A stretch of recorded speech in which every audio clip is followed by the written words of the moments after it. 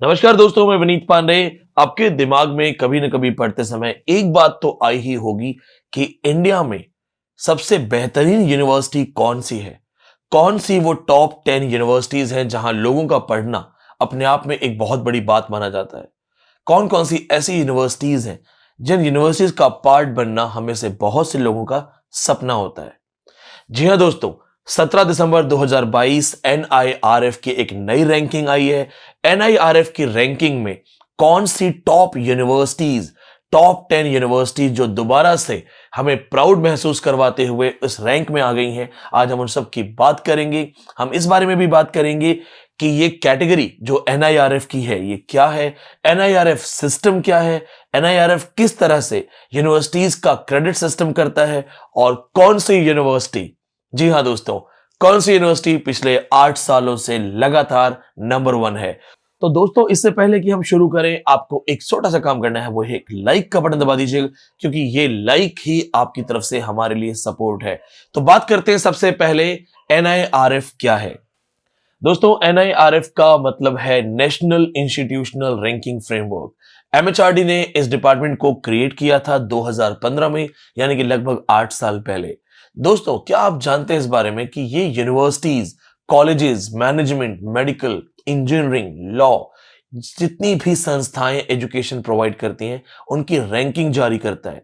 Ranking जारी करने से पहले कंप्लीट आउटलाइन की तैयारी की जाती है, मल्टीपल लेवल पे उन पे स्टडी किया जाता है, बहुत सारे रिपोर्ट्स को चेक किया जाता है और एक एक्सपर्ट कमिटी जब अपने सुझाव देती है तब जाकर के टॉप 10 यूनिवर्सिटीज की एक लिस्ट बनती है। दोस्तों, यहाँ पे एक चीज आपको और ध्यान रखनी है कि जो एक्सपर्ट कमेटी का गठन है वो एमएचआरडी की तरफ से ही हुआ। और इस साल की अगर हम रैंकिंग की बात करें तो इस साल की जो रैंकिंग थी वो हमारे प्रेसिडेंट ने एक फंक्शन में अनाउंस की।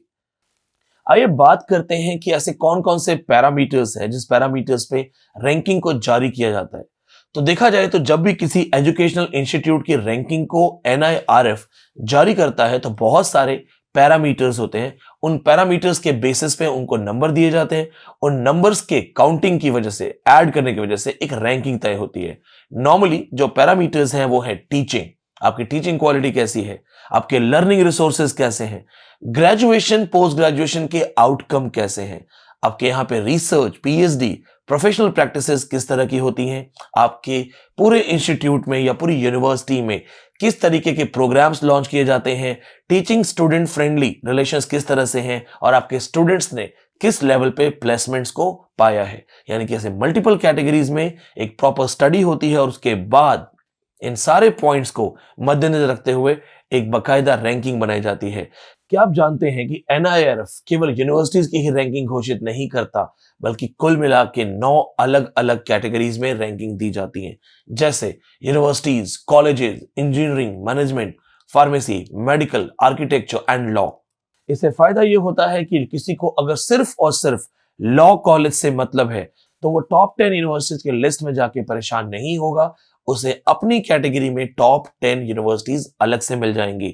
अगर किसी को सिर्फ आर्ट्स पढ़ना है तो आर्ट्स के लिए उसे टॉप 10 यूनिवर्सिटीज में जाकर के आईआईएससी बैंगलोर को देख के परेशान होने की जरूरत नहीं है, क्योंकि आर्ट्स के लिए जो टॉप 10 यूनिवर्सिटीज हैं अलग से उनकी अलग जानकारी मिल जाती है। इस कैटेगरी लिस्ट की वजह से बहुत सारे स्टूडेंट जो इंजीनियरिंग बैकग्राउंड के हैं, मेडिकल बैकग्राउंड के हैं, मैनेजमेंट बैकग्राउंड के हैं, उनको different different college, university choose करने में आसानी होती है।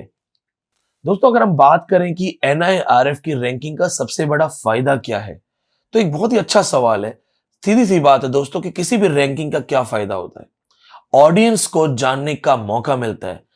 अगर आपको भी लगता है कि मैं एक यूनिवर्सिटी ज्वाइन करना चाहता हूं और अगर आपको एक सर्वे मिल जाए तो एक सर्वे के थ्रू आपको पता चल जाएगा कि आप अपने भविष्य के लिए कौन सी यूनिवर्सिटी में जा सकते हैं, कौन से कॉलेज में जा सकते हैं। इसके साथ साथ आपको वहां के रिजल्ट्स, रेपुटेशन, रिकमेंडेशन सबका आइडिया मिल जाता है। आपका भविष्य जो है आपका अधिकार है और उस भविष्य को चुनने में आपकी इन रैंकिंग के थ्रू मदद हो जाती है। आइए बात करते हैं कौन कौन सी टॉप 10 यूनिवर्सिटीज इस वक्त इस लिस्ट में है।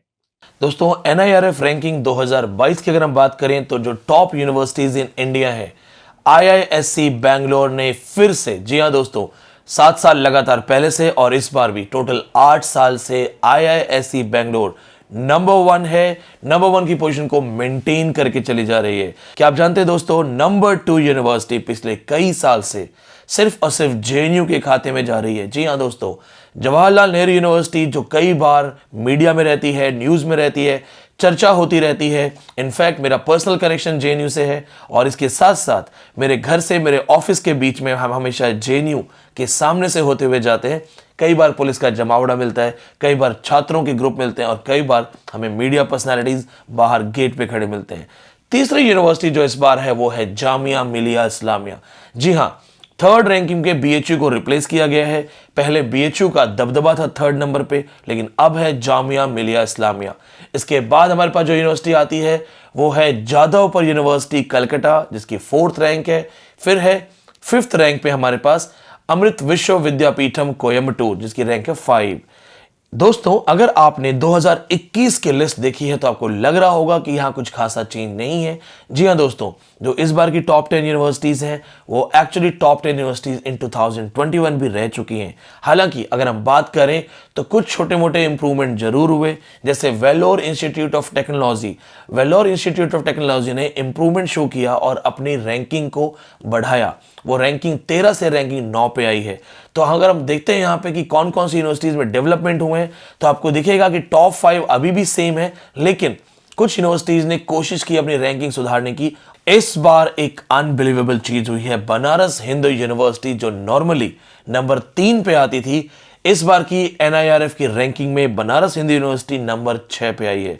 इंटरनेशनल रिकॉग्नाइज्ड यूनिवर्सिटी, भारत की सबसे पुरानी यूनिवर्सिटीज में से एक ऐसी यूनिवर्सिटी जिसका रिसर्च रिलेटेड कंटेंट, ह्यूमैनिटीज से रिलेटेड कंटेंट, साइंस स्ट्रीम्स दुनिया में सबसे ज्यादा फेमस है, लेकिन इस बार है 6ठे रैंक पे। अब बात करते हैं 7वें नंबर पे, और जी हां दोस्तों, इस बार है Manipal academy of higher education. Manipal academy of higher education NIRF की रैंक में 7वें नंबर पे है। यूनिवर्सिटी ऑफ मणिपाल भी बोलते हैं इसको। Manipal academy of higher education is a deemed to be university. ये पॉइंट जरूर नोट कीजिएगा। इनके बहुत सारे कैंपस इंडिया में बेंगलोर में है, विदेश में दुबई में है, मलेशिया में है। ये चीज नोट करने वाली है कि इंडिया की टॉप 10 यूनिवर्सिटीज में 7वें नंबर पे जो यूनिवर्सिटी है वो एक्चुअली डीम्ड यूनिवर्सिटी है। ये बहुत ही खास चीज है और आपके किसी भी एग्जाम में ये आ सकती है। 8वें नंबर पे अगर हम चलें तो 8वां नंबर मिलता है कलकत्ता यूनिवर्सिटी। जी हां दोस्तों, फाउंडेड इन 1854, 1854, इंडिया की सबसे पुरानी यूनिवर्सिटीज में से एक कलकत्ता यूनिवर्सिटी ओल्डेस्ट यूनिवर्सिटी है इंडिया की। और अगर हम बात करें तो यहाँ पे वेरियस अंडर ग्रेजुएट्स प्रोग्राम हैं, बहुत सारे रिसर्च प्रोग्राम्स हैं, अंडर फैकल्टीज, अंडर इंस्टीट्यूट्स हैं, और यहाँ पे along with these things arts humanities को बहुत ही ज्यादा हाईलाइट किया जाता है। अपने आप में इस यूनिवर्सिटी की बहुत अच्छी रेपुटेशन है, लेकिन फिर भी इस बार एनआईआरएफ की रैंकिंग में इनका नंबर है 8। अब हम चलते हैं नेक्स्ट नंबर, जो कि है number 9, Vellore Institute of Technology. जी हां दोस्तों, Vellore Institute of Technology Tamil Nadu, ranking है NIRF rank 9। Vellore Institute of Technology जो है एस्टैब्लिश हुई थी section 3 of UGC act 1956 and it was actually founded in 1984।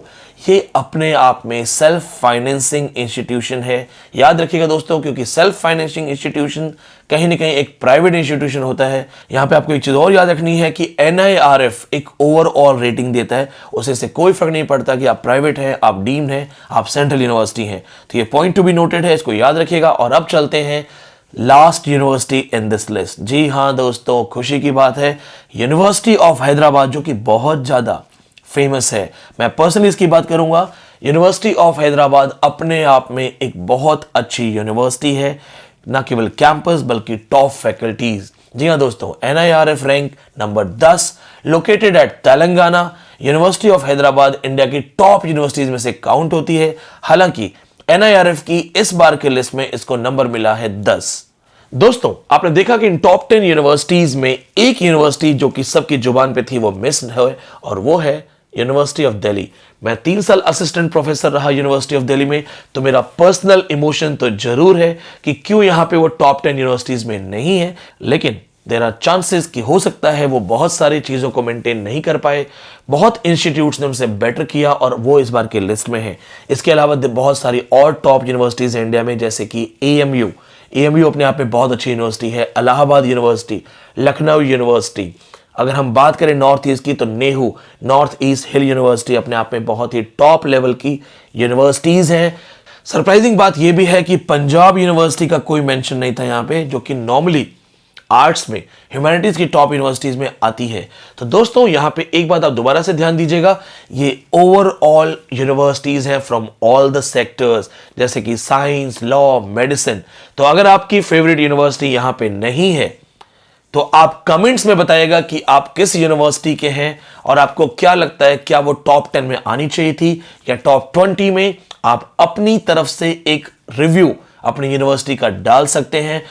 Video को लाइक जरूर कीजिएगा दोस्तों, क्योंकि आप और हम एक एजुकेशन के प्लेटफॉर्म से जुड़े हैं। हम एंटरटेनमेंट इंडस्ट्री में नहीं हैं, हम किसी फेक न्यूज इंडस्ट्री में नहीं हैं, हम हैं एजुकेशन में। तो अगर आपको एजुकेशन की वैल्यू है, नॉलेज की वैल्यू है, तो हम जैसे टीचर्स को आपका सपोर्ट चाहिए। लाइक कीजिए, दिल खोल के लाइक कीजिए। इस वीडियो के लिए मेरा पर्सनल टारगेट है 1000 लाइक। आपका समय शुरू होता है अब।